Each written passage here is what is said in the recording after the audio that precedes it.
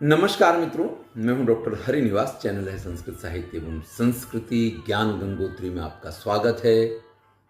आज हम पुराण परिचय में वामन पुराण की चर्चा करेंगे। ब्रह्मा जी ने ये पुराण सुनाया है।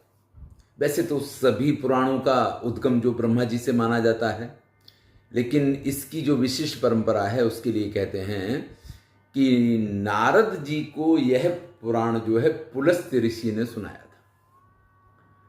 नारद जी ने इस पुराण को महर्षि वेदव्यास को दिया।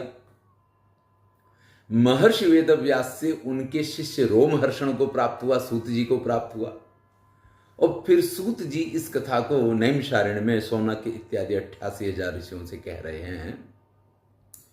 ये बड़ा ही सुंदर पुराण है। वामन अवतार की कथा तो आपको सबको मालूम है, और जिनको नहीं मालूम है आगे चल के जब श्रीमद् भागवत की कथा होगी तो उसमें ये सारी चीजें आ जाने वाली हैं। इसमें 10,000 श्लोक हैं। इसके 2 मुख्य विभाग हैं, पूर्व भाग और उत्तर भाग आप उसको कह सकते हैं। इसमें कूर्म कल्प के वृत्तांत का वर्णन पाया जाता है। त्रिवर्ण की कथा इसमें पाई जाती है। मैंने पहले ही कहा कि इसके 2 भाग हैं, तो चलिए पहले पूर्व भाग की बात करें तो ब्रह्मा जी के शिरच्छेद की कथा, कपाल मोचन तीर्थ का आख्यान, दक्ष के यज्ञ का विध्वंस और दक्ष कन्याओं के विवाह की शिव जी की जो काल रूप संज्ञा हुई है उसका वर्णन है। मदन दहन प्रसंग है। यहां पे एक विशिष्ट कथा है जो है प्रहलाद और नारायण के युद्ध का वर्णन यहां पे पाया जाता है।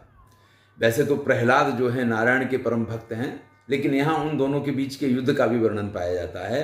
देवासुर संग्राम का विस्तार से वर्णन है। सुकेशी और सूर्य की कथा है। काम्य व्रत का वर्णन है। श्री दुर्गा चरित्र यहां पे है। तप्ती चरित्र है। कुरुक्षेत्र वर्णन यहां पे पाया जाता है। यहां पे पार्वती के जन्म की कथा से लेके पूरा गौरी उपाख्यान है। तप्ती के विवाह का वर्णन है। कौशिकी उपाख्यान है। कुमार चरित है। अंधक वध की कथा आई है, किस प्रकार से अंधकासुर शिव जी के गणों के पद को प्राप्त करता है। अर्जा की अद्भुत कथा है। यहां पे जावाली ऋषि का चरित्र यहां पे दिया गया है। मरुत गणों की जो उत्पत्ति है उनकी पूरी कथा यहां पे है। राजा बलि का चरित्र और लक्ष्मी जी का चरित्र यहां विस्तार के साथ बताया गया है। वामन जिनको त्रिविक्रम कहते हैं उनका चरित्र यहां विस्तार के साथ वर्णित है। प्रहलाद जी ने तीर्थ यात्रा की है, उस तीर्थ यात्रा का बड़ा सुंदर वर्णन है, और उसके अंतर्गत बहुत सारी मंगलमय कथाएं इसमें आती हैं।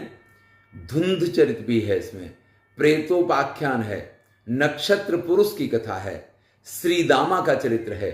त्रिविक्रम चरित्र के अंत में ब्रह्मा जी के द्वारा कहा हुआ उत्तम स्तोत्र और प्रहलाद और बलि के संवाद में सुतल लोक में श्रीहरि की प्रशंसा का उल्लेख है।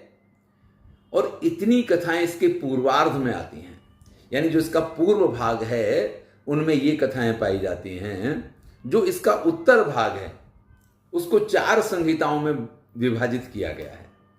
पहली संहिता का नाम है माहेश्वरी संहिता, दूसरी संहिता है भागवती संहिता, तीसरी संहिता है सौरी संहिता, और चौथी संहिता है गाणेश्वरी संहिता।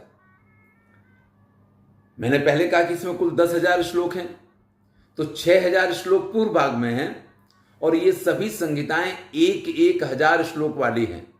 इसमें जो माहेश्वरी संहिता है उसमें श्री कृष्ण और उनके भक्तों के चरित्रों का वर्णन है। भागवती संहिता में जगदम्बा के अवतार और उनकी अद्भुत जो कथाएं हैं वो पाई जाती हैं। जब हम सौरी संहिता में जाते हैं तो सूर्य की पापनाशक महिमा का वर्णन किया गया है। सूर्य की उपासना से मिलने वाले लाभों का वर्णन किया गया है, उनके भक्तों की बात की गई है। गाणेश्वरी संहिता में शिव और गणेश जी के चरित्र का वर्णन यहां पे किया गया है। ये अत्यंत सुंदर वामन नाम का पुराण है। मैंने पहले ही कहा कि सबसे पहले पुलस्त्य ऋषि ने इसको नारद जी को सुनाया है, और रोमहर्षण जी जो हैं जो महर्षि वेदव्यास के शिष्य हैं, परंपरा से प्राप्त इस पुराण को नैमिषारण्य क्षेत्र में शौनकादि 88,000 ऋषियों को सुना रहे हैं।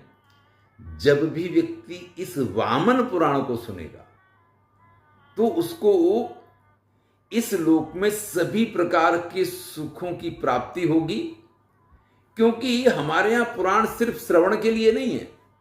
यह बात अलग है कि आजकल लोग नित्य प्रति भागवत की कथा सुनने जाएंगे, शिव पुराण की कथा सुनने जाएंगे और उसमें से मन में एक दो चीजें भी लेके नहीं आएंगे। देखिए, कोई भी ज्ञान जो है ना, वो हमारे लिए सार्थक तब होता है जब हम उसको अपने आचरण में उतारने की थोड़ी सी भी कोशिश करते हैं। वैसे बहुत सारे ऐसे हमारे सुनने वाले श्रोता हैं, कुछ ऐसे विद्यार्थी हैं, कुछ बड़ी उम्र के लोग भी हैं जो हमेशा इस बात को कहते हैं कि आपके साथ जुड़ने के बाद हमारे जीवन में बहुत सारे परिवर्तन आए हैं, हमको बहुत अच्छा लगता है। उसका कारण मैं नहीं हूं।